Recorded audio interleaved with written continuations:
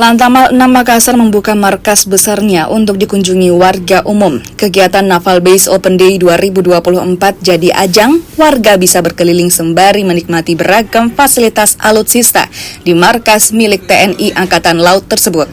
Salah satu yang paling menarik perhatian adalah kapal perang.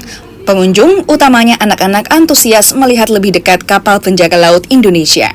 Selain bisa berkeliling, di atas kapal anak-anak juga bisa melihat sistem persenjataan hingga belajar tentang pelayaran. Setidaknya ada 5 kapal perang yang disandarkan dan jadi lokasi warga berwisata edukasi tentang alutsista milik TNI Angkatan Laut.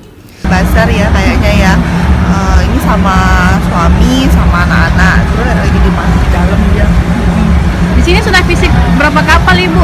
Baru satu tadi di kapal patroli ya, baru 1, 2, ini yang kapal ketiga, cuma yang kedua lagi penuh jadi belum sempat masuk. Kenapa sih, Bu, tertarik mau fisik kapal begini?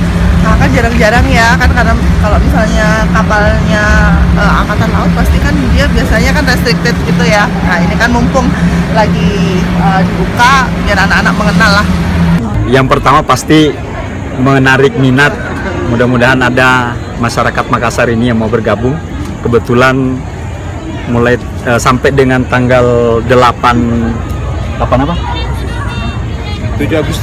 Agustus itu sudah dibuka pendaftaran untuk Bintara dan Tamtama TNI Angkatan Laut tahun 2024.